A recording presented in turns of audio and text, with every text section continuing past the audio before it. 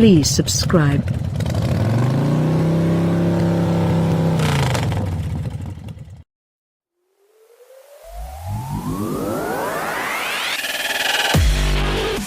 Some cars pass through the Auto Express office with no enormous fanfare, and the infant Volvo did fall into this class during its time here. But in fact, the V40 has been a refreshing spin on mainstream motoring, and after 6 months we have discovered there is plenty to like about the Audi A3 rival. In actuality, there are loads of things the hatchback does rightly, and the gas economy has made it one of the greatest money savers on our fleet.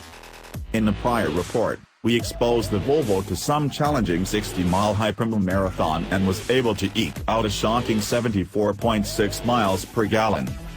Its 94 grams/km CO2 emissions meant it was free to park outside my southwest London home, too, and although it isn't the fastest car from 0 to 60 miles per hour, it requires 9.9 minutes. The powerful 2.0-liter diesel engine doesn't have any trouble keeping up with faster-moving vehicles on the motorway.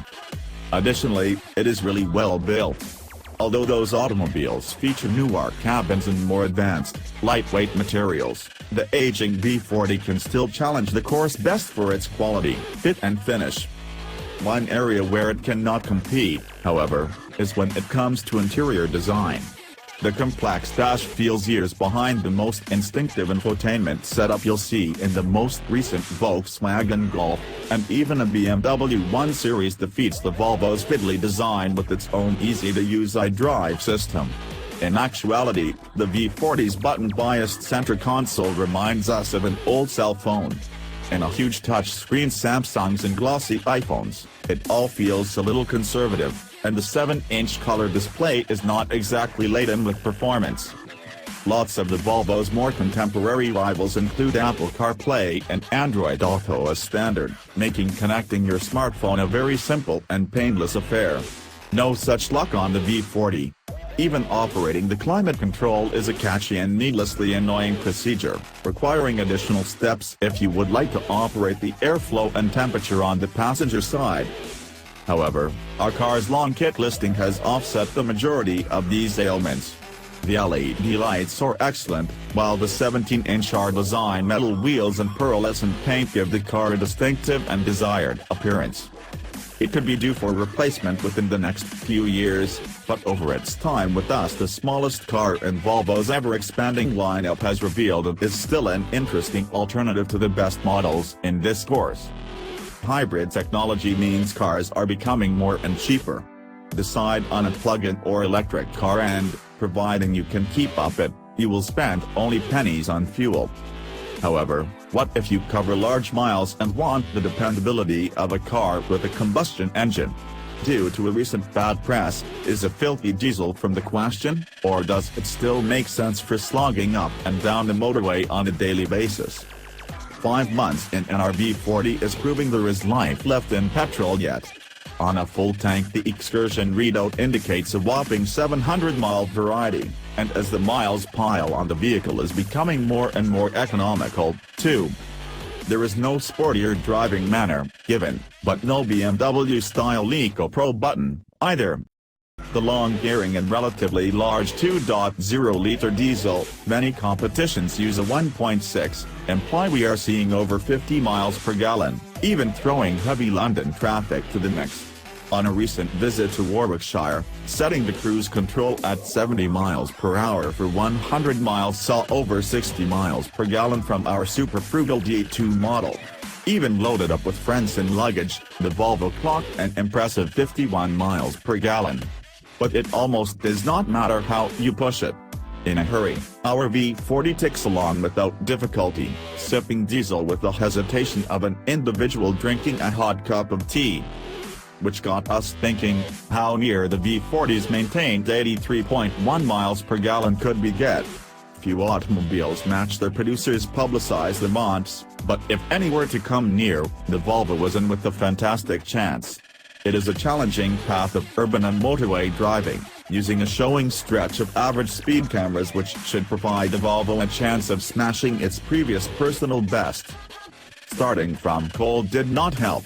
but by feathering the throttle and handling our braking, we immediately saw the trip studying over 60 miles per gallon. Impressive, whatever the favorable conditions. With a great deal of miles ahead, we are excited about a thrifty summer motoring. In its old age, the Volvo is still one of the most effective premium hatches on sale. Occasionally a producer goes right back to the drawing board when it facelifts a vehicle. Other situations the updates are a lot more subtle. Volvo has gone for the latter strategy with its revised V40, so when I was thrown the keys to the most recent addition to our test fleet, a D2R design, the best-selling model from the V40 range, in crystal white, I needed to show my partner Ed. After all, just 12 months ago he took the plunge and bought himself a very similar pre-facelift edition. I was keen to find the cars side by side to emphasize the changes Volvo has made, and it was easy to distinguish any differences with the two hatches being precisely the same spec. Only minutes after we parked the Volvos collectively, Ed and I had been hurriedly pointing out what we liked and did not like about each other's cars. It was clear that there was lots to compare and contrast. It is in the front which the differences are most evident. Round the back there are even fewer discernible differences. Both cars feature a contrasting black boot lid, in addition to the R design's neat chrome exhaust tips. Our car receives a new Ford 2017 R design logo beside the D2 badge, while I given tinted glass to the side and back windows, at number 300. This is a shame, because while quality is excellent, the complex dash design paths rivals from Audi and BMW. The button-heavy center console requires some getting used to, while it is difficult to familiarize yourself with the complex climate control setup. It's also a disappointment that the V40 is not accessible with Apple CarPlay or Android Auto. However, pairing your phone is simple and our car's kit count is generous nonetheless. As I will be covering a number of miles at the smallest Volvo, I have added some luxuries. The IntelliSafe Pro package, number 1900, provides innovative security kit. Our D2 is not as peppy as Ed's T3 petrol, but after only 2,800 miles I am seeing at least 10 miles per gallon more out of this gas, averaging 46.5 miles per gallon.